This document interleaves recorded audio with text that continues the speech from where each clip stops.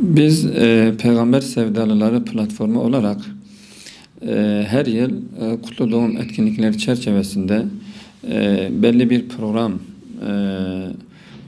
yapısı içinde programın bir diğer aşaması olarak siyer sınavını yapıyoruz. Daha önceki yıllarda yaptığımız gibi bu sene de yapacağız. Bu siyer sınavında da ümidimiz şu ki halkımız, özellikle genç kesimde yoğun bir katılım olacak ve bu sınav vasıtasıyla da yine Peygamber Aleyhisselatü Vesselam'ın hayatından birçok insan nasibini almış olacak. Siyer sınavı tabi her yıl yapıyoruz. Özellikle son birkaç yıl içerisinde bunu biz ödüllü bir hale getirdik. Genel kapsamlı olarak yaptığımız 4. sınavımız oluyor. Daha önceki yıllarda olduğu gibi yarışmacılara, dereceye girenlere belirlediğimiz, platform olarak belirlediğimiz ödüllerimiz var. Platform yetkilileriyle yapılan istişare neticesinde hem sınav tarihini belirledik, müracaat tarihleri belli, hem de kategoriler de belirlendi. Sınavımız müracaat olarak 1 Aralık 25 Ocak tarihleri arasında müracaatlar alınacak. Peygamber Sevdalıları platformuna üye dernekler, kuruluşlar ve belirlenen bazı adreslere bu müracaatlar yapılacak. Sınav tarihi ise 1 Şubat 2015. Kategoriler de daha önceki yıllar 2 kategori biçiminde yapılıyordu. Tabi yaşları dikkate alarak bu yıl bu kategorileri 3'e ayırdık. Küçük yaştaki genç kardeşlerimiz için ayrı bir kategori oluşturduk. 10-13 yaş, 13-17 yaş ve 17 yaş üstü biçiminde 3 kategori ayırdık. Ve her yaş kategorisine uygun sınav soruları hazırlanacak. Güçlüğü, kolaylığı ölçüsünde. Buna göre herkesi bu sınava davet ediyoruz.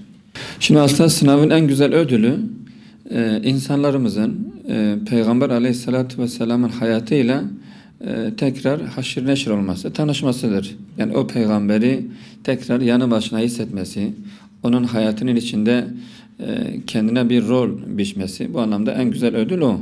Ama nacizane imkanlarımız ölçüsünde elbette geçen yıllarda olduğu gibi bu yılda ödüllerimiz var. Yine aynı biçimde biz dereceye girenlerden 50 kişiyi ömreyle ödüllendireceğiz. Ayrıca şehir bazında, bölge bazında da ilk 10 dereceye girenlere de derneklerin kendi imkanları çerçevesinde bazı özel ödüller de konulmuştur. O ödüller de zaten basın aracılığıyla ve platformun internet sitesi aracılığıyla beyan edilecek, söylenecek.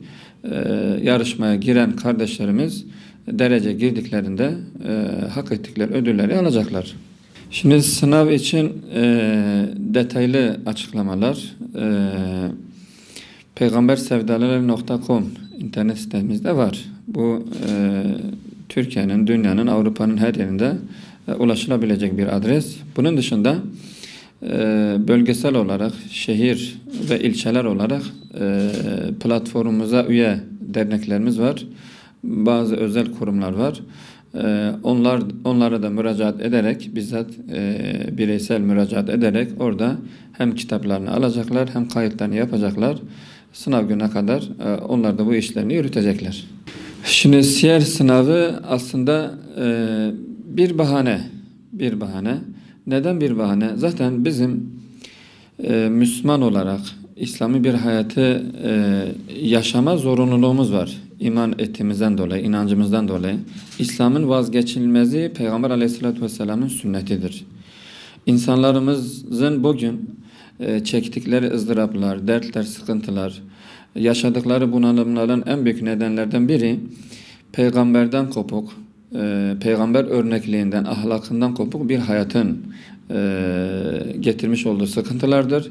İşte bu sınav vasıtasıyla biz insanlarımızı tekrar peygamberle tanıştırıyoruz. Peygamberin hayatını, ahlakını, kültürünü, yaşantısını, mücadelesini onların önüne sunuyoruz ve bu vasıtayla Sınava giren herkes sınavla alakalı belirlediğimiz kitapları okuduğunda sanki tekrar asr-ı saadete gitmiş, onunla beraber işte Mekke dönemini, Medine dönemini, Peygamber Aleyhisselatü Vesselam mücadelesini, tebliğini, davetini, güzel ahlakını almış ve bir nevi o günün şartlarından soluklanmış oluyor. O nedenle sizin vasıtanızla sınava herkesi davet ediyoruz. Bu sınav ile belirlenen eser, kitap okunduğunda inanın herkes Peygamber Aleyhisselatü Vesselam'a daha bir yakınlık hissedecektir kendi içinde. Peygamber Aleyhisselatü Vesselam'ı anlama bakımında bir adım, bir mesafe daha kat etmiş olacak. Bu anlamda herkesi bu sınava davet ediyoruz ve diyoruz ki bu sınav her ne kadar bir ödül belirlemiş olsak bile en büyük getirisi Peygamber Aleyhisselatü Vesselam'ı anlama konusunda, onu idrak etme, ona olan bağlılığı yenileme, biatı yenileme açısından bir fırsat oluyor. Bu fırsatı kaçırmasınlar.